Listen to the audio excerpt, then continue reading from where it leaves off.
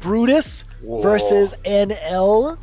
Where else would you catch this kind of action? Wow, NL sitting down, and again, yeah, right. It's so cool to see these international clashes here for Street Fighter League Offline, right? Brutus from Canada coming down, the first Canadian along with Safe to be a part of Street Fighter League, getting some of this wild international experience against World Warriors like NL, right? Who have traveled for years and years now all across the globe to sharpen their skills. Now they get a new brand of fighter, of a game player, with Brutus and Safe in the building. Of course, Brutus being part of Red Rooster, and we're going to see him up against NL right now. NL, I imagine, plays the Akuma, but man, is that scary to go up against Brutus' Zangief, bruh. You die so fast. I wouldn't put up the Luke. All right, we're getting into it. Brutus on the screen, going up against NL on the Akuma. Yeah. If I were to remember anything, it's the facial expressions, and I think up is what makes the character smile. We're going to see if NL is going to be holding up a lot this set, or if Brutus is going to be the one smiling about it. Oh, wow. Dashed in throw, and Brutus, he tried to react parry to the animation, but they not realizing that throw was coming next. God, he gets so much mileage out of the sweeps. He do. One of the best sweep users in the business is Brutus. This man is antsy. How many times does he opt to use movement as his defensive choice? I think 2 to 3 times over. Yeah. Brutus has gotten 2 out of those 3 attempts. Oh, dear Lord. Wow, I can't believe that anti-air was just short. In the reward, NL got for it, even charging up the fireball, but Brutus will take the drive meter. He's like, thanks for it. Staying in the green. Oh, he's building meter in the process, but the knee was too short.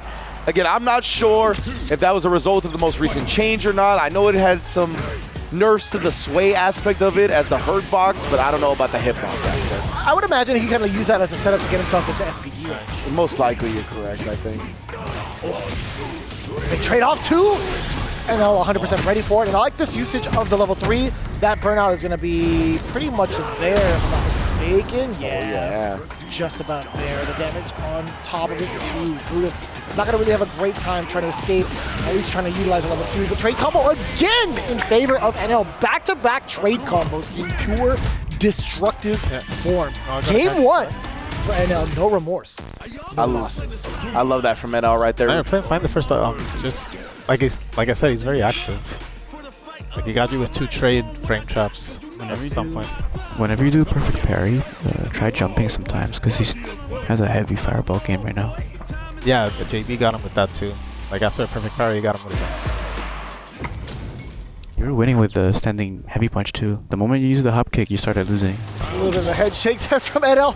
He's like, bruh, I gotta look at this jolly giant.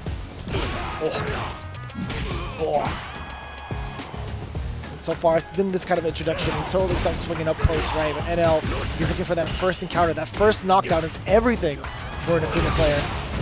That's great stuff. That's why he's charging the fireball right there as well. Not let Brutus just stand fierce through them for free. It's only got 1 point of armor, as you can see there. So it's only 1 hit, he'll blow through it. Again, Brutus opting for the blue stuff. Oh, a little bit late on that parry. A little bit of a minigame going on too. How are you going to avoid the fireballs as Brutus via parry, via fierce? Oh, that punish counter is going to be so significant. Again, he caught NL trying to move out of the way. That wasn't a true combo at all. You saw the headbutt coming in for the big reset and also the big destruction. Give me the double suplex. Such a great meter build off that as well. That's why he goes for the German as the round ender right there on the DP punish. Super smart from Brutus, optimizing every situation. Oh yeah, off the drive rush knee from that range. It looked like it hit towards the later part of the active frames. Oh, Demon Raid, we out. It's a punish and a half too. Again, the right now's Tatsu, a little bit of the frame kills, getting the throw, gets to move on in there. The overhead does connect. Drive rush addition as well. Level 3 could have been a factor, but NL is feeling pretty confident. He's looking to save his meter, forward throw, and overhead will kill. Oh, and Brutus trying for the regular throw right there. Honestly, if a throw connected, then Akuma was in range to die from CA. So, you know, don't blame him for going for it. Makes a lot of sense to me. Would have had the corner as well if he got the back throw off. The sweep. Brutus has been representing a lot of stand fierce, right? It is vulnerable to lows. So maybe NL was looking for something like that as well with the sweep usage. And now we've seen that exact reset moment where Brutus tried to go in for the headbutt.